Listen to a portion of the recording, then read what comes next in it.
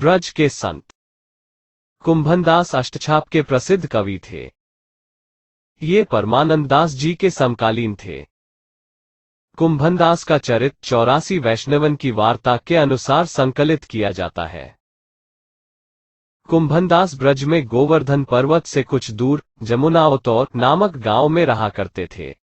उनके घर में खेती बाड़ी होती थी। अपने गांव से वे पारसोली चंद्र सरोवर होकर श्रीनाथ जी के मंदिर में कीर्तन करने जाते थे। उनका जन्म गौरवा क्षत्रिय कुल में हुआ था।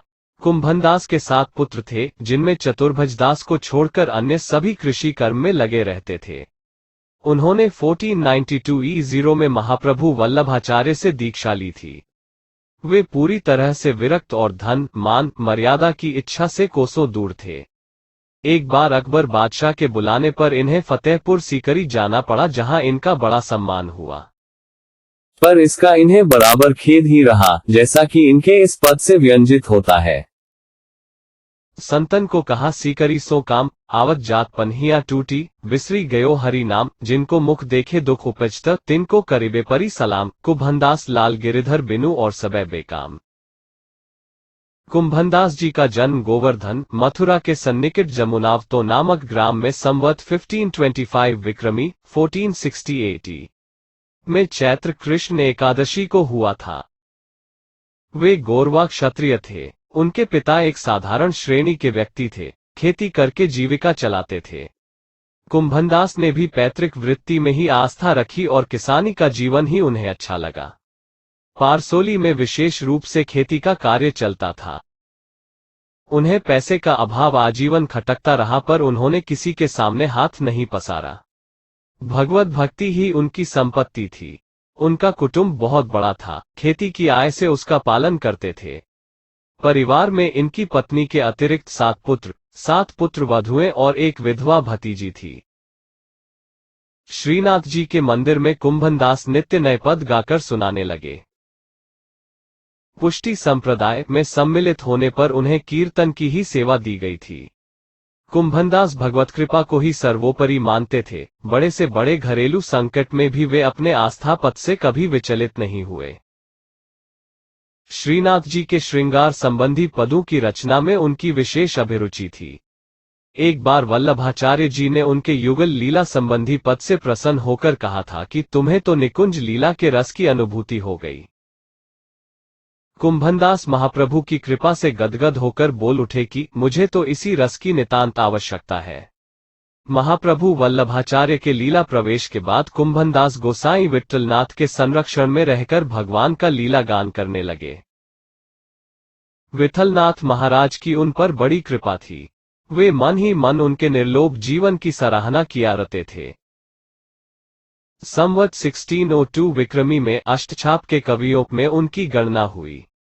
बड़े बड़े राजा महाराजा आदि कुंभनदास का दर्शन करने में अपना सौभाग्य मानते थे। वृंदावन के बड़े बड़े रसिक और संत महात्मा उनके सत्संग की उत्कृष्ट इच्छा किया करते थे। उन्होंने भगवत भक्ति का यश सदा अक्षुण्ण रखा। आर्थिक संकट और दीनता से उसे कभी कलंकित नहीं होने दिया। एक बार श्री विट्ठलनाथ जी उन्हें अपनी द्वारका यात्रा में साथ ले जाना चाहते थे। उनका विचार था कि वैष्णवों की भेंट से उनकी आर्थिक परिस्थिति सुधर जाएगी। कुंभनदास श्रीनाथ जी का वियोग एक पल के लिए भी नहीं सह सकते थे, पर उन्होंने गोसाई जी की आज्ञा का विरोध नहीं किया। वे गोसाई जी के साथ अप्सरा कुंड तक ही गए थे कि श्रीनाथ जी के सौंदर्य स्मरण से उनके अंग अंग सिहर उठे। भगवान की मधुर मधुर मंद मुस्कान की ज्योत्सना विरह अंधकार में थिरक उठी। माधुर्य सम्राट नंदनंदन की विरह वेदना से उनका हृदय घायल हो चला। उन्होंने श्रीनाथ जी के वियोग में एक पद गाया के ते दिन जो गए बिनु देखे, तरुण किशोर रसिक नंदनंदन, कछुकोटती मुख रेख है वह शोभा, वह कांति बदन की, कोटिक चंद बिसेक है वो चितवन, वह हास मनोहर, वह नटवर बपू भेक है, श्याम सुंदर संग मिली खेलन की आवती ही अपेक है। कुंभनदास लाल गिरिधर बिनु जीवन जन्म लेख है। श्री गोसाई जी के हृदय पर उनके इस विरह गीत का बड़ा प्रभाव पड़ा। वे नहीं चाहते थे कुंभनदास पल भर के लिए भी श्रीनाथ जी से अलग रहें। कुंभनदास को उन्होंने लौटा दिया। श्रीनाथ जी का दर्शन करके कुंभनदास स्वस्थ हुए। संवत 1620 विक्रमी में महाराज मानसिंह ब्रज आए थे। उन्होंने वृंदावन के दर्शन के बाद गोवर्धन की यात्रा की।